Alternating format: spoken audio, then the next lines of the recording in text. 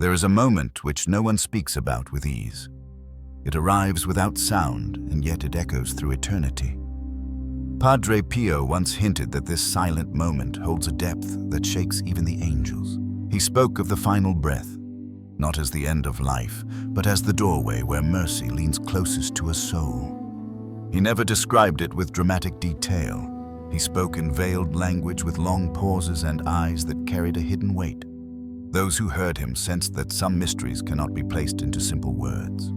They can only be approached with reverence. Padre Pio often said that God's mercy rushes toward a soul faster than fear can rise. He knew this not from imagination, but from what he witnessed beside the dying. He saw hearts soften in the last flicker of awareness. He saw grace visit in ways unseen by ordinary eyes. He even hinted that the greatest spiritual battles happen in those final seconds, battles hidden from the world, but not hidden from God. The friar would never force an image. He would never create a story to comfort the anxious. He stayed rooted in truth and spoke only from prayer and experience. But when he mentioned the final breath, his voice would grow quiet, not fearful. More like someone who had seen a dawn so beautiful that silence became the only respectful response. Why? Because he understood one profound reality. Something happens at that threshold which every soul must one day face. Something far more tender than judgment and far more powerful than fear. Something that reveals the weight of a lifetime in a single instant. Something that shows how deeply God longs for the human heart. Those who listened felt their own souls stir. They sensed that Padre Pio had witnessed mysteries that ordinary life conceals. They sensed that he carried the memory of souls who met mercy at the last possible moment. His simple words awakened the question we rarely dare to ask. What truly happens when a soul reaches its final breath? Padre Pio never unveiled it fully. He respected the hidden ways of God, but his hints were enough to shake even the strongest hearts. Enough to make people wonder whether the mercy of God is far greater than anything we imagine. Enough to raise a quiet fear. Not a fear of punishment, a fear of wasting the love that God offers us long before our final moment arrives. And yet within that fear he planted hope. A hope that the final breath is not a moment of abandonment, but a moment when heaven leans close. A moment when mercy is offered with unimaginable tenderness. A moment when the soul sees the truth with a clarity that changes everything. Tonight, we will walk slowly into that mystery. Not through imagination, not through speculation, but through the careful reflections of a man who lived with one foot already in eternity. Through the gentle wisdom of a friar who prayed beside the dying more times than he could count. Through the reverent clues he left about what he saw in the last breath of a soul. We cannot rush this. We must step softly as though entering a sacred chamber. Because what Padre Pio hinted at does not merely inform the mind. It awakens the conscience. It stirs the heart toward a decision. And it invites us to live in a way that prepares us for the moment when time falls silent. The mystery surrounding the final breath carries a seriousness that reaches far beyond fear of death. It touches the truth of who we are before God. It asks what remains in us when every mask falls away, and only the soul stands uncovered. Padre Pio understood that this moment is not shaped by accidents or chance. It is shaped by a lifetime of choices that rise to the surface in one swift and piercing clarity. He said that nothing compares to the spiritual weight of those last seconds. Not because God changes, but because the soul finally sees what it has been running toward or running from. This is why he often urged people to reflect on their lives with honesty. He warned that the soul can suddenly recognize the full measure of God's love in the instant before crossing the threshold. This recognition can fill a person with profound peace, but it can also bring a sobering awareness of what was neglected. The soul does not meet a stranger at that moment. It meets the one who has been quietly calling since its first breath. Padre Pio never wanted people to live in dread. He wanted them to understand that life is a preparation for that encounter. Every prayer, every act of mercy, every sacrifice offered quietly All of it shapes the heart in a way that opens it to God. He said that even those who feel far from grace feel something stir in their final moments. A faint memory of God's voice. A sudden desire for forgiveness, a longing for peace that earthly comforts cannot satisfy. But this longing alone is not enough. The soul must be willing to receive the mercy offered to it. This is the great risk of the final breath. Not the fear of punishment, but the danger of refusing the love that is extended with unimaginable tenderness. Padre Pio saw people struggle in that instant. Some clung to hope quickly, others hesitated, and still others needed prayers to awaken even a small spark of trust. This is why he begged people to live in a state of grace. Not because he wanted to burden them, but because he knew how easily the human heart can grow cold when it delays conversion. A lifetime of rejecting God can harden the soul, making the final invitation harder to embrace even when mercy stands only inches away.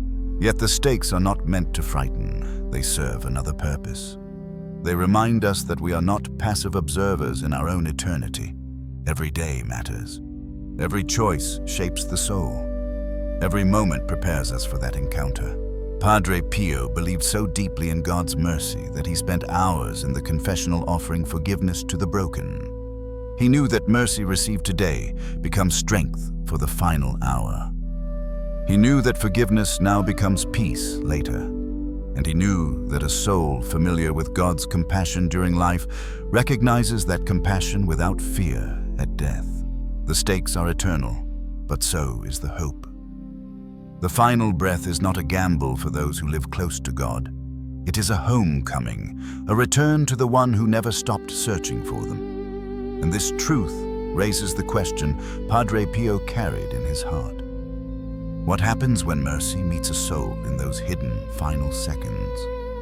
Padre Pio often spoke in simple phrases that carried layers of meaning. He rarely revealed everything at once. Instead, he would offer a quiet sentence that seemed ordinary at first, yet lingered in the mind for days until its hidden depth slowly unfolded. One of those sentences became a key to understanding the final breath. He once said, "If the world could see what happens around a soul when it dies, no one would ever sin again." He did not embellish it, nor did he describe the scene, but those words carried a weight that silenced his listeners. They sensed that he had witnessed something beyond earthly understanding. Not in visions, but in the sacred hours he spent beside the dying, praying, listening. Watching the battle unfold in a realm just beyond human sight.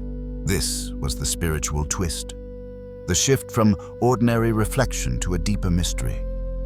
Padre Pio saw something at the bedside of the dying, something that revealed how tenderly God fights for a soul, even when time is nearly gone. He hinted that mercy does not wait passively, but moves like a gentle light, searching through the shadows. And yet the soul must respond to it, even if only with the softest whisper of desire. He never described dramatic scenes, he avoided imaginative imagery.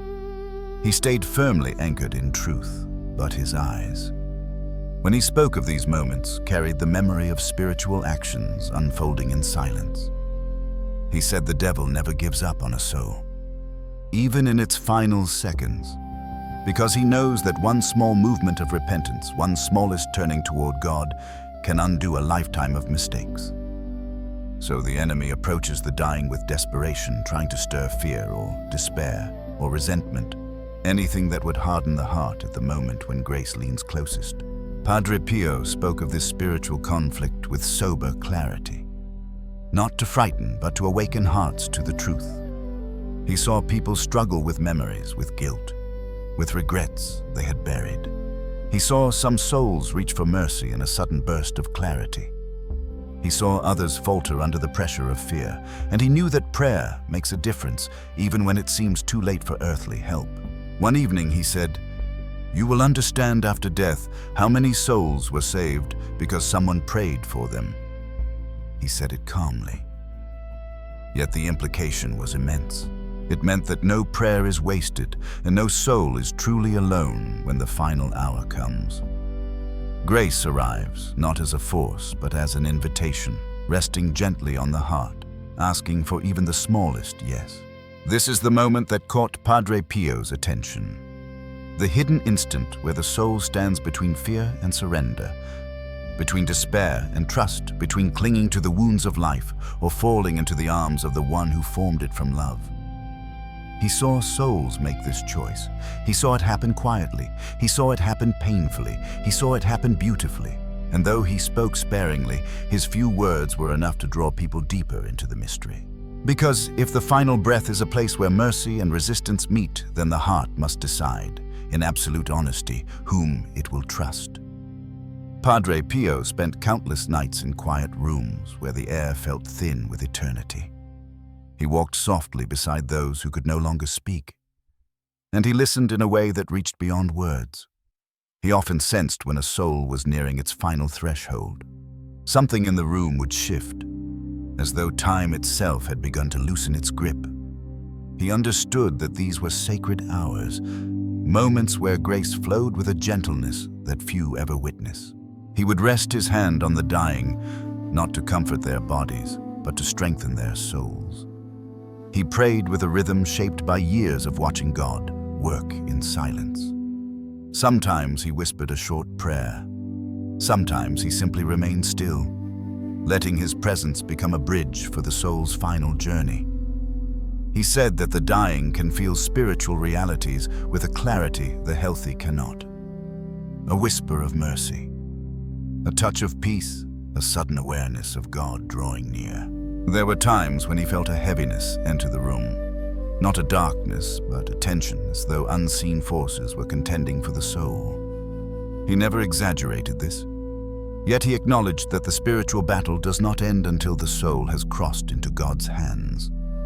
In those moments, he would pray more intensely, though outwardly he remained calm, almost serene, because he trusted the one who holds each soul with perfect love. He often observed a strange stillness fall upon a person who had long resisted grace. A kind of pause, a moment of interior trembling, when the soul realizes that it must choose, truly choose, whether it desires God or wishes to turn away. He saw tears from people who had not wept in decades. He saw expressions soften as though burdens unspoken were finally releasing. And at times he saw eyes fill with a deep longing, a longing that had been buried under years of distraction but now emerged with urgent clarity. He said that the dying sometimes experience a flash of understanding, a sudden illumination where they see how God pursued them through every season of life. Not with force, but with patience, with invitations unnoticed, with opportunities ignored, with mercies forgotten. In that instant, the soul sees the truth of its life, not with crushing despair, but with a heart-breaking tenderness. It sees how often God reached toward it and how gently he continued to call, even when the heart wandered far. Padre Pio believed that this revelation was itself an act of mercy. To see one's life honestly, to see the wounds, the choices, the forgotten blessings, the hidden sins, all illuminated by the soft and steady light of God's love. This was not meant to condemn, but to awaken. It was God's final attempt to draw the soul to himself, not through fear, but through truth. He witnessed souls surrender beautifully in those moments. He saw them whisper a final act of trust, a small movement of the heart, invisible to others, but radiant in the sight of God. He said that a single breath of sincere repentance, even a breath formed in weakness, has the power to open eternity. And yet he also knew that some souls wrestled deeply. Not because God was distant, but because the soul struggled to believe it was still loved. This was the tragedy that moved him most. Not rebellion, not pride, but despair.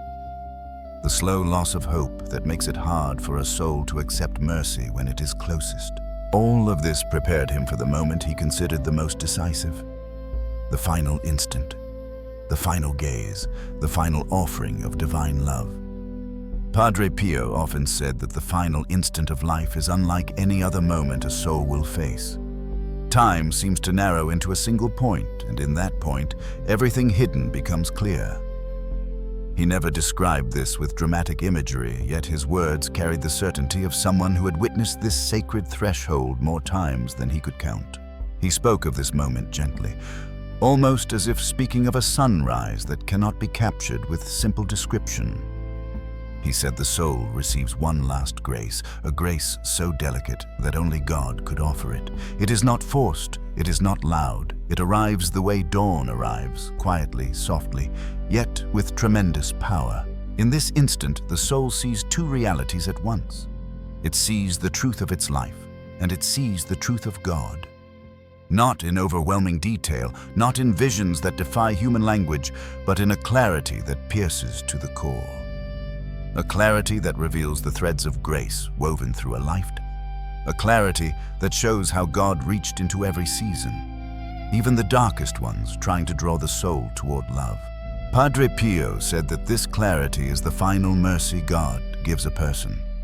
It allows the soul to recognize, often for the first time, how deeply it was loved, how gently it was pursued, how patiently it was waited for, and he believed this recognition carried an immense spiritual weight, a weight that could soften even a heart grown cold through years of neglect. He saw souls who had lived far from faith suddenly awaken with startling intensity. Their eyes would open as though seeing something just beyond human sight. Sometimes they tried to speak.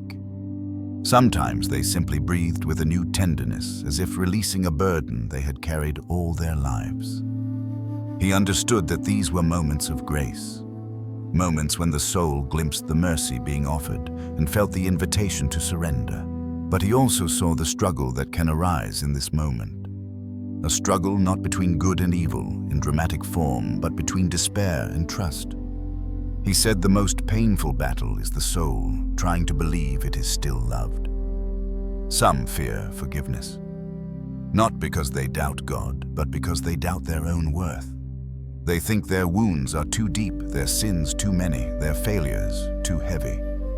Yet it is precisely in this instant, the instant when hope feels impossible, that God's mercy leans closest. Padre Pio would whisper soft words to such souls. He would remind them that God does not measure worthiness the way the world does. He would tell them that a lifetime of distance does not outweigh a final movement of trust. He knew how quickly grace can restore what years have damaged. He knew how one sincere turning of the heart, even a turning shaped by fear, can open the door to salvation. He said that God listens not to eloquent prayers in that moment, but to the smallest desire for forgiveness. Even to the desire to desire forgiveness. This is the power of mercy at the final breath. It reaches into places the soul cannot heal on its own. It lifts burdens the soul has carried for decades. It transforms regret into humility and fear into surrender. Padre Pio once whispered that death is not the moment when God withdraws, but the moment when God draws nearest. He said that the soul feels this, even when it cannot speak, even when it is surrounded by silence. He said the love of God is so near at that instant, so near that the soul often breaks into a tenderness that words cannot describe. In this climactic moment, the soul stands before a love it finally recognizes. A love that has been waiting, calling, accompanying, forgiving, and pursuing from the very first heartbeat. The question that remains, the question that defines eternity, is whether the soul will accept that love or turn away from it out of fear. Padre Pio spent his life helping souls make that final choice. He prayed that no one would face that moment without a spark of hope. He believed that mercy offered at the final breath is the greatest evidence of God's desire to save. And he believed that every soul, no matter how wounded, still has the power to whisper one final yes.